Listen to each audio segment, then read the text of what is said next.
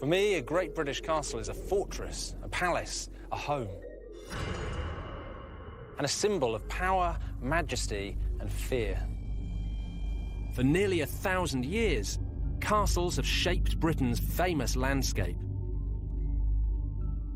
These magnificent buildings have been home to some of the greatest heroes and villains in our national history.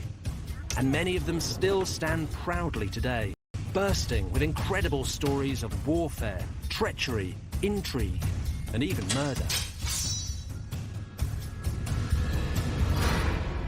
Join me, Dan Jones, as I uncover the secrets behind 6 great British castles. This time, I'm exploring one of the oldest and most notorious castles ever built. A fortress, prison, and execution place. Built to inspire fear in everyone who walked through its gates.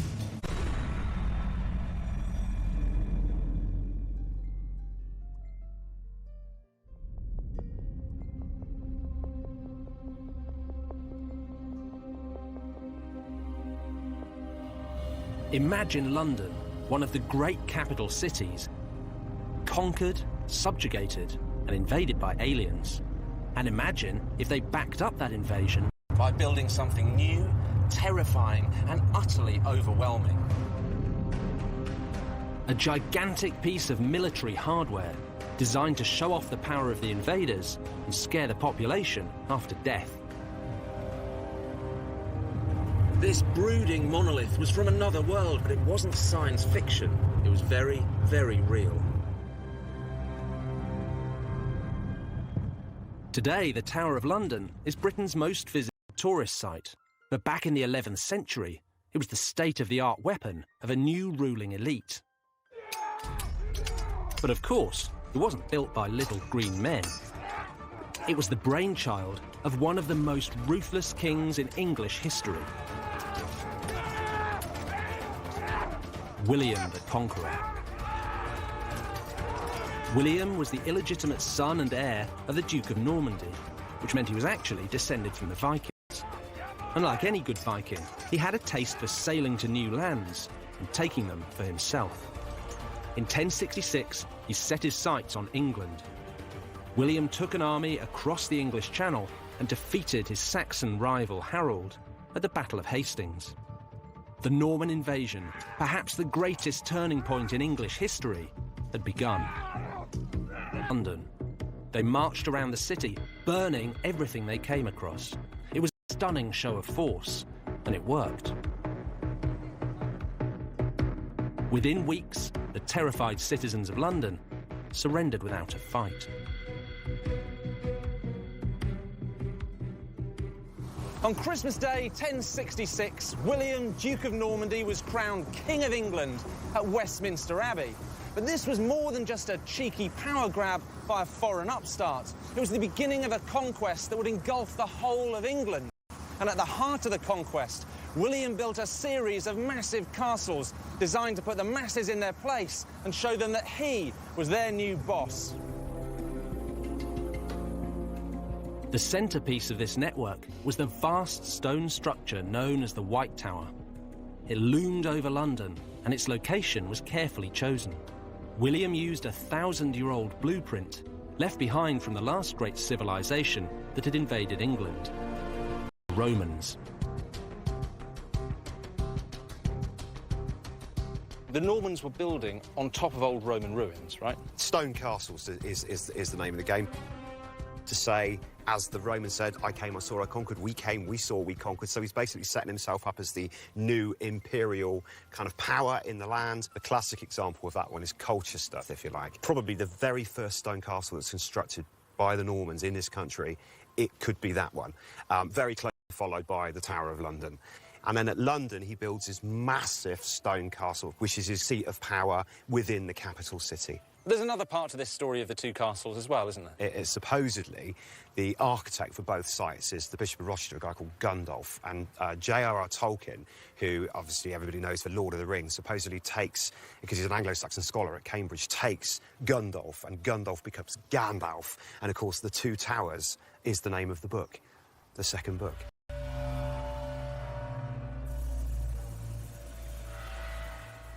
But long before the tower inspired Tolkien, it had a very clear political role. By building in stone, William was sending a message. The Normans were here to stay. The White Tower was 90 feet high and its walls were 15 feet thick. It earned its name because its whitewashed stone walls could be seen for miles around. Londoners would never have seen anything like it.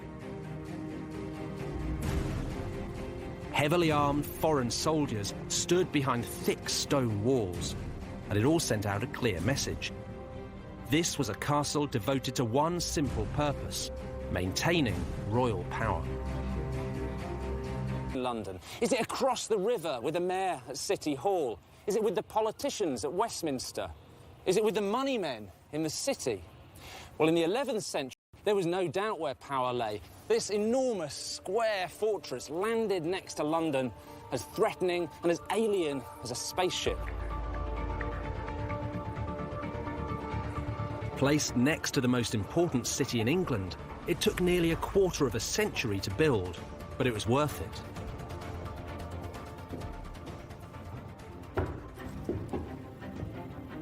William was the new boss, and the White Tower proved it. Now, no one in England's capital would dare to disobey their new ruler. It seems hard to imagine today, but it's not.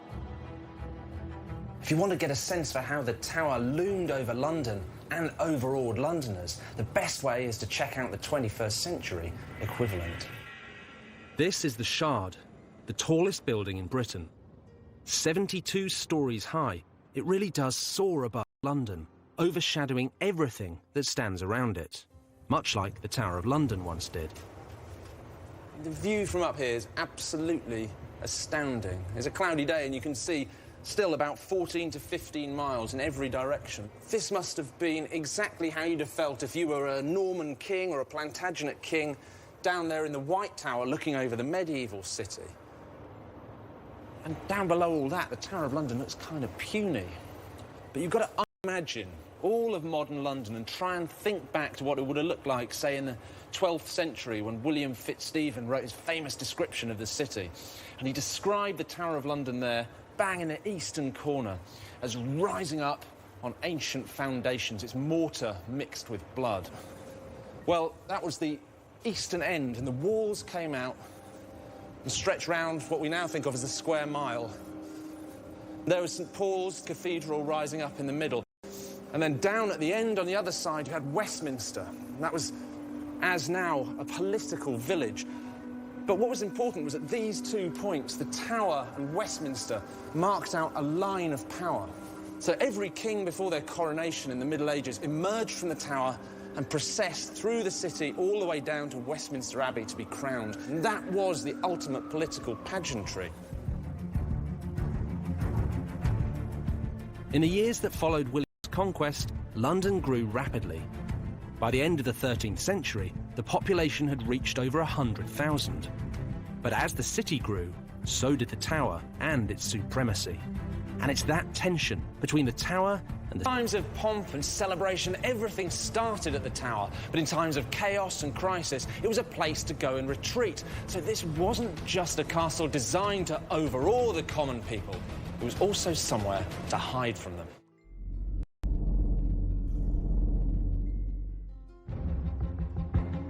In the 11th century, the White Tower was built by William the Conqueror as a symbol of Norman power.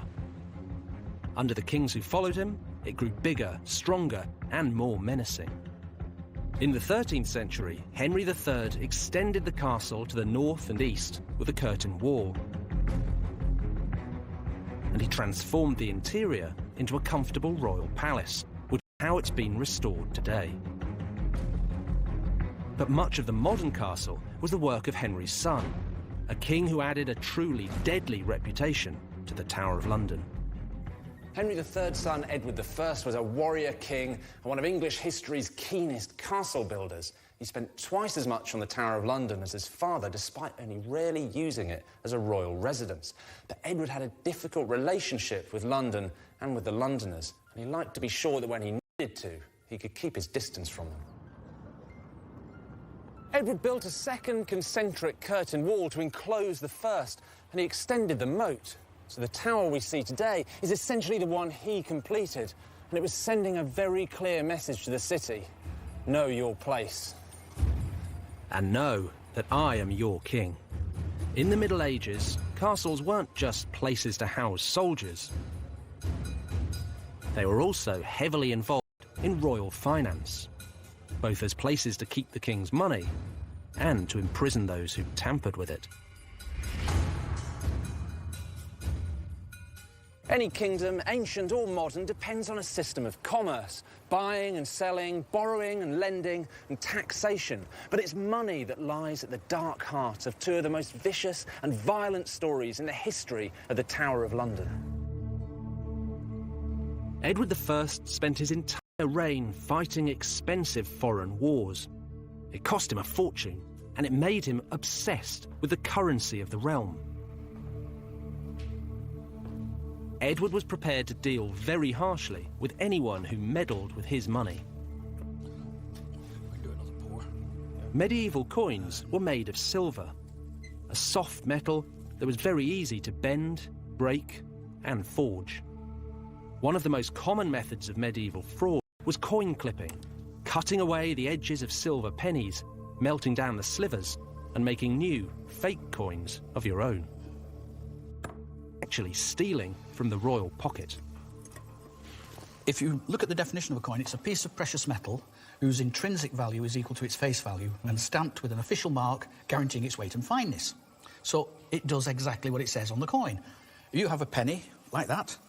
It contains a penny worth of silver. And they all have to be the same, because that's what money is. It's the weight of the coin. The coins were weighed, not normally counted. So coinage was something that was taken really, really seriously in the Middle Ages. It had sterling qualities. English coin was renowned throughout the entire world.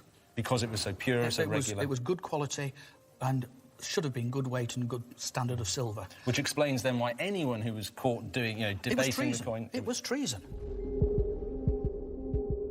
Clipped coins flooded the economy and caused inflation.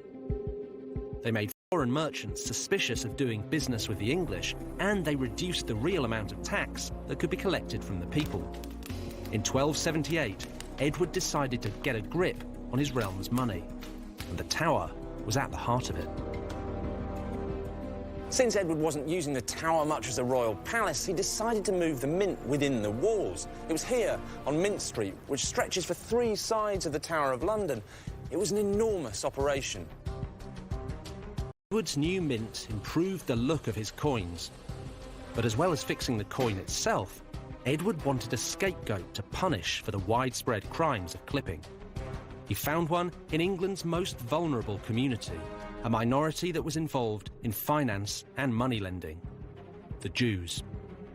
Edward blamed everyone for coin clipping, but he blamed the Jews more than anyone else. Throughout the 1270s, he'd already been levying punitive taxes on them, restricting their ability to trade and do business.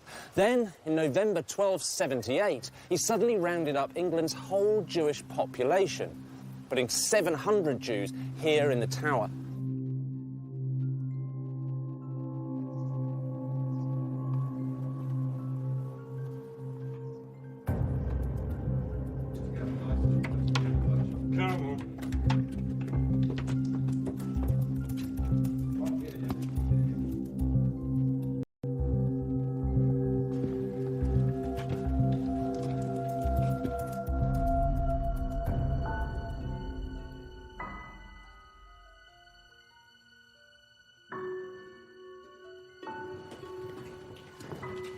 Get in there.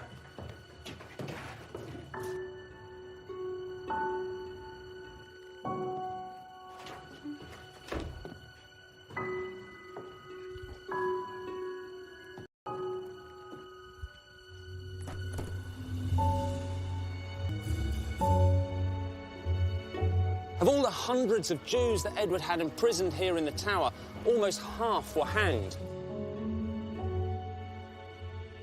In fact, for every Christian executed for coin clipping, 10 Jews suffered the same fate. And within a decade, Edward had passed an act of expulsion, banishing the Jews from England for nearly 500 years. This was the worst Jewish massacre in British history. But Edward's actions were met with little more than a shrug from the rabidly anti-Semitic society of medieval England. And what was more, he had bolstered the fearful name of the Tower of London. By the end of Edward's reign, no one would dare to question the authority of the Tower. But 100 years later, the Tower's mighty reputation was blown to pieces as the castle found itself at the centre of the greatest popular uprising in British history, the Peasants' Revolt. In the second half of the 14th century, England was going to the dogs. The new king, Richard II, was a 14-year-old boy, and the country was being governed by his councils, led by the Lord Chancellor, Archbishop Simon Sudbury. But Sudbury's rule was a disaster, and throughout the country, people were starting to mutter about rising up in protest. In 1381, people were moaning about the same sort of things they still moan about today: war, death and money. A war had been going on with France for generations. The Black Death had wiped out nearly half the population of England. Then, on top of all that, came a tax, a poll tax, levied on everyone, old and young, rich and poor. And there were 3 of them, levied on England, one after the other, in 4 years. The poll taxes were the final insult to a country that was well and truly fed up. On the 13th of June, a large group of militant protesters led by the Kentish rebel Wat Tyler entered London. They burned jails and legal offices. They chopped the heads off anyone associated with the government, piling their corpses in the streets. The following morning, Tyler and the rebels turned their attention to the ultimate symbol of political power. The Tower of London was the rebels' central focus. But why? They didn't want the lavish apartments, the royal jewels, or even the coin in the mint. They didn't want to capture the king, the teenage Richard II, which is just as well, because on the day they stormed the tower, he wasn't even here. What they really wanted was the traitors who'd imposed the poll tax. This is like today's Londoners.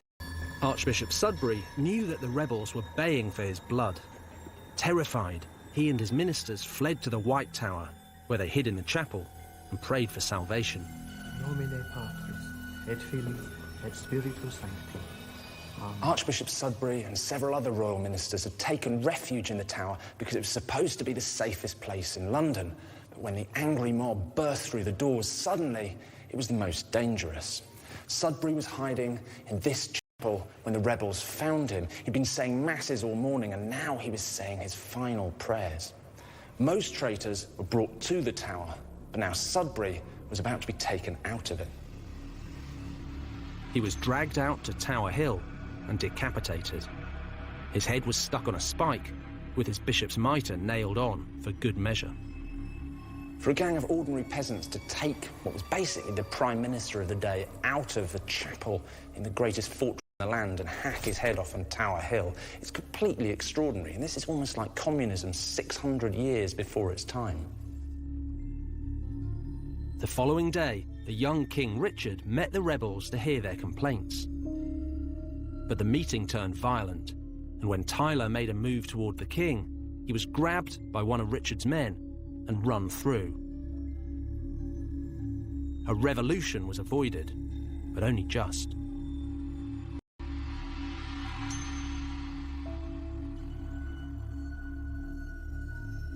The Peasants' Revolt was one of the most shocking episodes in English history. It ended with London on fire, the Chancellor's head on a stick, and the mighty Tower of London stormed by a gang of villagers. The lesson, perhaps? Well, you antagonise the mob at your peril, but it was also a reminder that the Tower, like any other castle, was only as strong as the person holding it. The Tower of London survived and regained its reputation as a menacing fortress. But soon, it would be the scene of one of Britain's most notorious and mysterious crimes.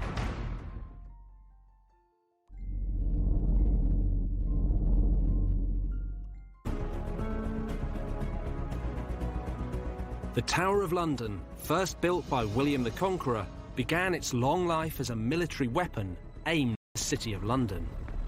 Over the centuries, its power and prestige grew. Kings stayed in the tower the night before their coronations, and they retreated behind its walls to ride out periods of rebellion and war. But occasionally, kings would go into the tower and never come out. One of the great mysteries, and it's easy to see why. This is a riddle worthy of any detective novel, a crime that changed history and has never been properly solved. The princes in the tower were 12-year-old King Edward V and his brother, the 10-year-old Richard, Duke of York. In 1483, their father, Edward IV, died suddenly at the age of 40. The boys' uncle, Richard, Duke of Gloucester, quickly took them into his custody and placed them in the Tower of London. He claimed to be their protector and promised to rule the kingdom on their behalf. But soon, Richard's plans changed. He declared the two princes illegitimate and took the crown for himself as Richard III. The boys were no longer in the tower for their own safety. They were prisoners. For a few weeks, passers-by saw young Edward and his brother playing games in the tower gardens. After a while, their servants were dismissed and they gradually disappeared from public view. By the time Richard had been king for a couple of months, his nephews had vanished completely. They were never to be seen again. For centuries, the fate of the boys was a mystery. Most writers in the Tudor years blamed Richard III, including William Shakespeare, who portrayed him as an evil, hunchbacked, crown-stealing murderer. But was he really a murderer? Without any bodies, it was difficult for anyone to be sure. Then, suddenly, startling new evidence was turned up, hidden deep within the fabric of the Tower of London.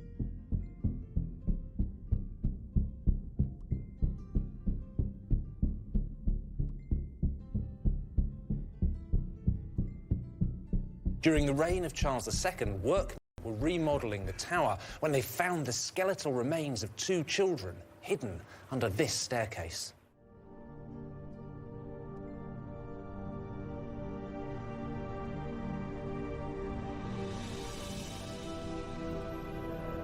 When Charles II heard that the bones had been found, he wanted them reburied with royal dignity, which is why today they're here in Westminster Abbey in this beautiful casket designed by the great architect Christopher Wren.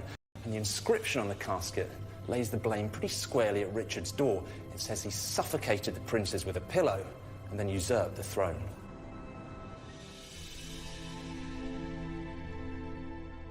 Richard III was dug up under a car park in Leicester in 2012, and his bones were subjected to Evertes almost 100 years. When it was opened, it was found there were two children's skeletons inside, but since then, no permission has been granted to subject whatever's in there to modern scientific testing. And until that permission is granted, the mystery of the princes in the tower will continue.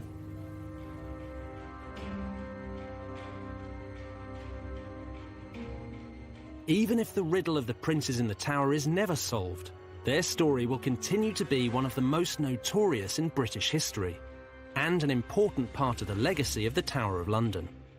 But one thing is for certain: the princes were not the first prisoners to suffer in this castle, and they certainly weren't the last. 2 million people flock here every year to visit one of history's most notorious prisons. But where's the prison? There are no dungeons here. There's not even a torture chamber. But OK, over the years, plenty of people have been locked up in this fortress, ranging from Ranulph Flambard, the first prisoner who escaped, to the Cray twins, who were banged up here for avoiding military service. So there are reasons why being sent to the Tower has become one of history's most resonant phrases. But in the Tudor years, the Tower earned a new reputation. It wasn't just a place where people were banged up. It was a place where people were sent to be executed. And one English king was particularly fond of sending his victims here.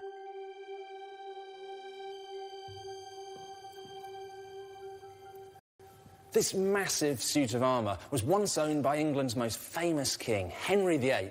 And you look at it, well, it tells you everything you need to know about Henry's self-image. It's big, it's manly, it's virile. It all points very obviously to one place. And this was owned by Henry towards the end of his life in 1540, when he was fat and grumpy and ill and tyrannical. And that's the Henry I associate with the Tower of London, because it wasn't his fortress or his palace or even his playground. It was his personal prison, where he locked up those he thought were traitors.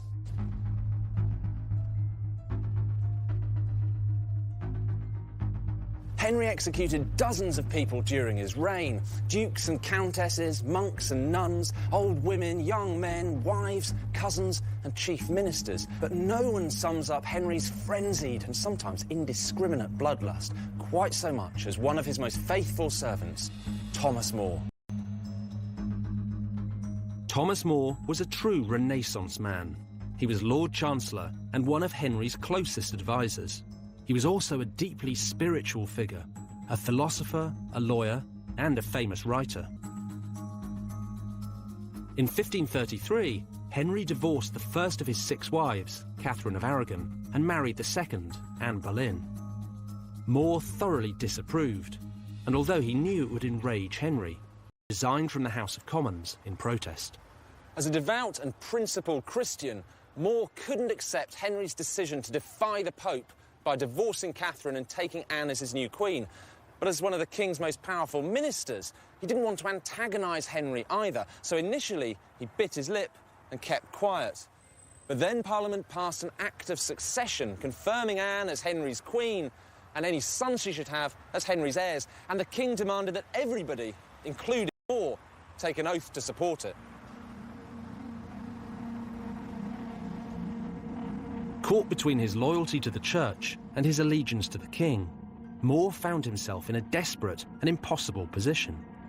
Did he follow the orders of his master, or stay true to his basic Christian principles? Here at All Saints, his private chapel in Chelsea, he prayed for guidance. But when he was summoned before the Archbishop of Canterbury, he was given an ultimatum: support the king or suffer the consequences.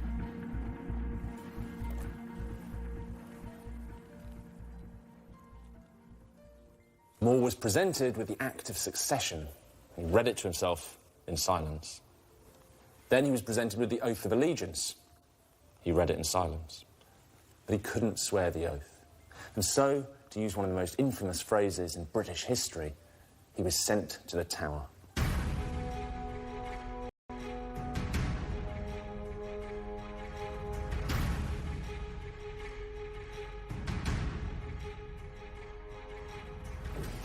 There's some debate about where More was held, but many people think it was here in the basement of the bell tower next to the modern constable's residence, which is normally off-limits to the public. In a way, this bare cell, with its sandstone walls and high vaulted ceilings, feels like a chapel.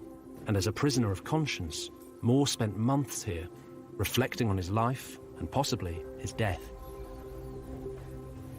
At first, More's imprisonment wasn't too bad. He was allowed to read and write, he could have visitors, he could take walks in the grounds of the tower. This was more like a civilised house arrest than being chucked in a dungeon. But within months, Parliament had passed yet another act, making Henry the absolute head of the Church in England. And cutting the country off from the authority of the Pope. The pressure on More was building. They may have been lifelong. As one of the most highly respected men in all of England edged slowly towards his doom, More himself described what happened next. So, Andrew, what is this collection we have here? We have a set of 16th century transcripts of the works of Thomas More. So much of it. So now we know what More's been accused of, but what was his punishment? Because that's in here as well, isn't it?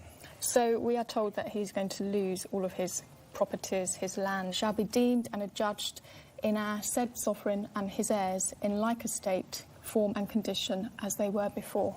So what we're saying here is that everything that Henry's given to Thomas More over the years that More's been in favour is now being taken back. He's ruined. Yeah, he loses absolutely everything. But what about More personally? Halfway down this page, we read, "And also shall suffer such pains of imprisonment of his body." So that great old phrase, sent to the tower, that's the rest of More's life. Exactly. The ruthlessness of Henry, I suppose. Absolutely. And by this stage, I mean, he was a complete monster. He really was. More was visited twice in May and June 1535 in an attempt to get him to take the oath of allegiance. But he saw this as a real dilemma. On the one hand, he was a devout Catholic. On the other, a loyal subject of the king. And he said, this Act of Parliament is like a two-edged sword, for if a man shall swear one way, it will confound his soul. If he swears the other way, it will confound his body. In other words, he was damned if he did and damned if he didn't. In the end, when he was pressed to take the oath, More remained silent. On the 1st of July 1535, Thomas More was taken from the Tower of London to Westminster, where he was tried for high treason. His accusers deliberated for just 15 minutes before giving their verdict. More was found guilty of treason and he was sentenced to be hanged, drawn and quartered. He was taken by boat downriver to the Tower to await his fate.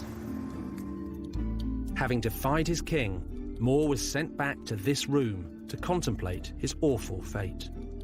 On the day before he was due to be executed, he wrote one final letter to his beloved daughter, Margaret. What does More have to say? Because this is the day before he was going to be executed. There must be quite an emotional letter for him to have written to his daughter. He says, "I never liked your manner toward me better than when you kissed me last. For I love when daughterly love and dear charity have no leisure to look to worldly courtesy." God, that's incredibly touching, isn't it? So he's referring to just after his trial when he's been sentenced to death and he's being escorted back to the Tower, and Margaret has been waiting, sees him, and that obviously gave him uplifted him and gave him great comfort. She really seemed to understand him, and she seemed to really understand why he felt unable to swear the oath of supremacy, and she supported him in that decision. And I think, you know, we're kind of sitting in front of More putting pen to paper, imprisoned in the Tower of London. It doesn't get much more spine-tingling than that, really.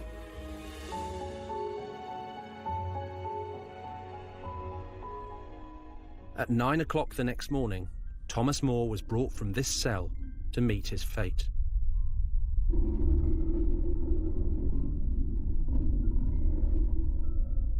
In the end, he wasn't hanged, drawn and quartered, but simply beheaded as a traitor.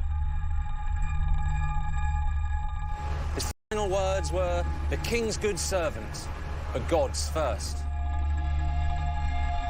Thomas More's execution was only the beginning of Henry's reign of terror. And throughout the Tudor years, plenty of other noblemen and women found themselves locked up here, waiting for the executioner's call. None were more famous than Henry's second wife, Anne Boleyn, just 1 year later. Anne Boleyn stayed in the royal apartments here at the Tower of London on the night before her coronation as Henry VIII's queen. 3 years later, she was back on the morning of her execution. Now, for Anne's daughter, Elizabeth I, it worked the other way round. She was a prisoner here at the Tower of her sister, Mary I. Within a matter of months, she was leaving the Tower on the morning of her own coronation. In Tudor times, treachery was a fickle concept, and today's king, queen or royal confidant could easily be tomorrow's traitor. But fear of the monarchy would begin to wane. Less than a century after More's execution, the balance of power in England would shift. Soon, the dominance of the Tower of London would be overshadowed by the will of the people.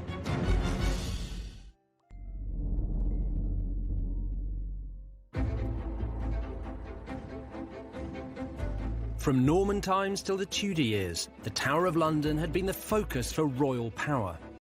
But by the 19th century, it was starting to lose its grip.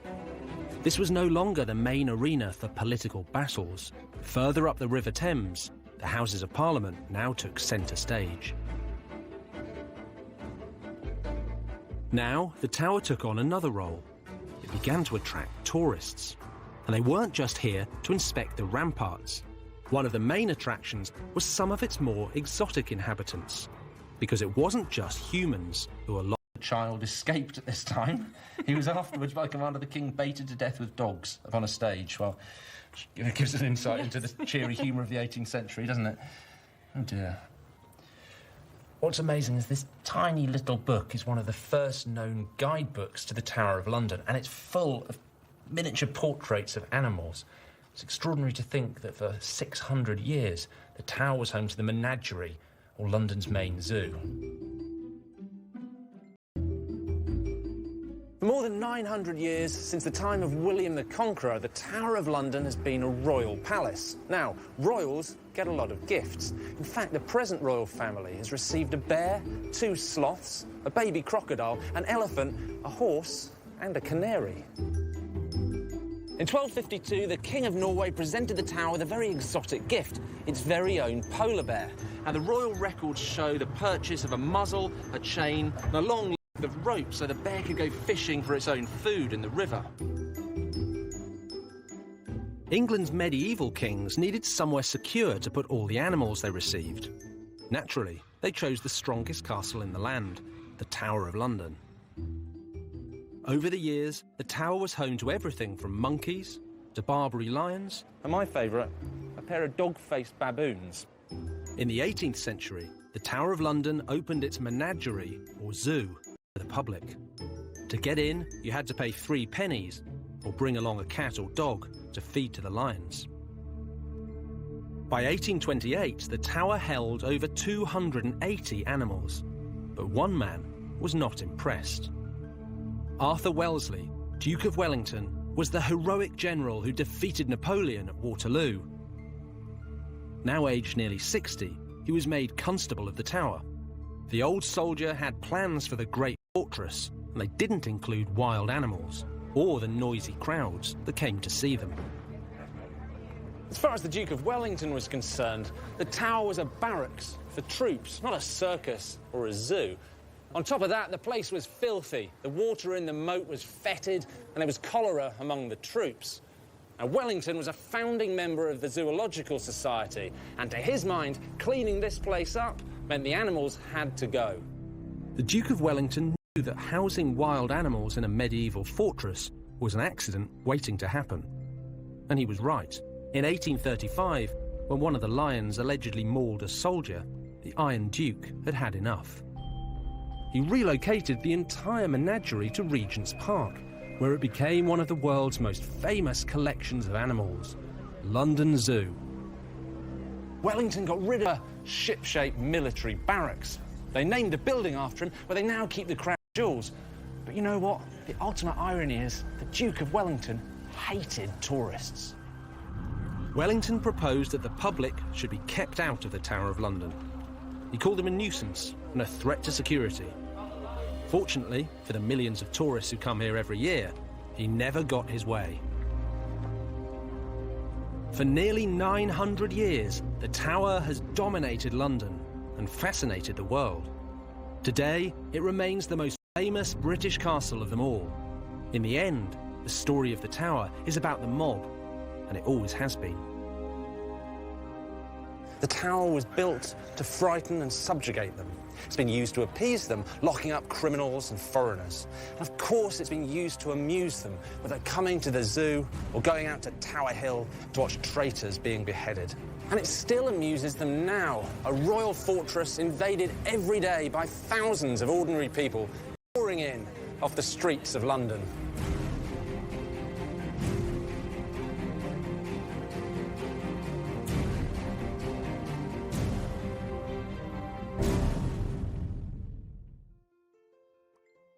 Next time, I'm uncovering the secrets of Warwick Castle.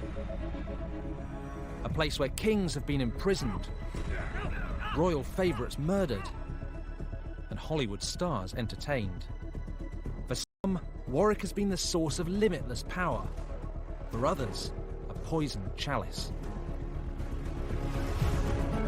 And you can catch all that next Thursday at 7. A storm is approaching and it's going to be trucking hell on the frozen frontier tonight. Stay tuned for a hair-raising ride as the Ice Road Truckers return with a new series here on Channel 5. That's coming up next.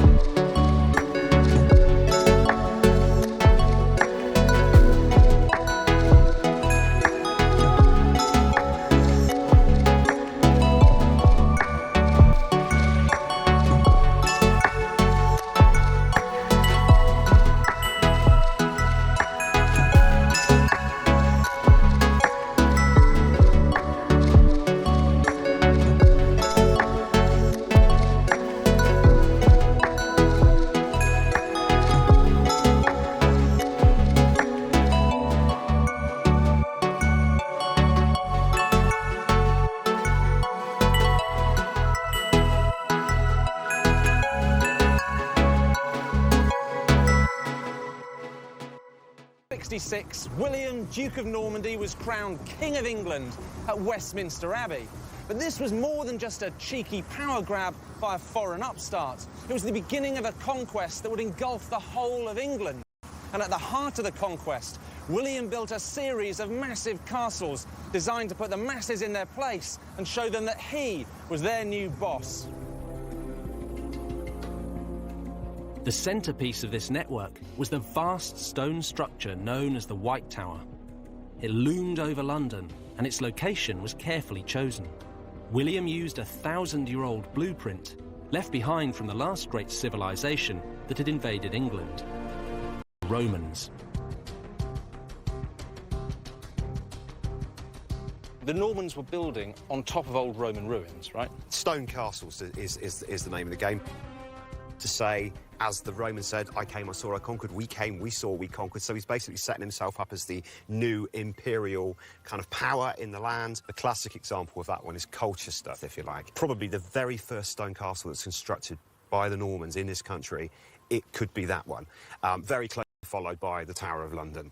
And then at London, he builds this massive stone castle, which is his seat of power within the capital city. There's another part to this story of the two castles as well, isn't there? It is supposedly the architect for both sites is the Bishop of Rochester, a guy called Gundulf, and J.R.R. Tolkien, who obviously everybody knows for Lord of the Rings, supposedly takes, because he's an Anglo-Saxon scholar at Cambridge, takes Gundulf, and Gundulf becomes Gandalf, and of course the Two Towers is the name of the book, the second book.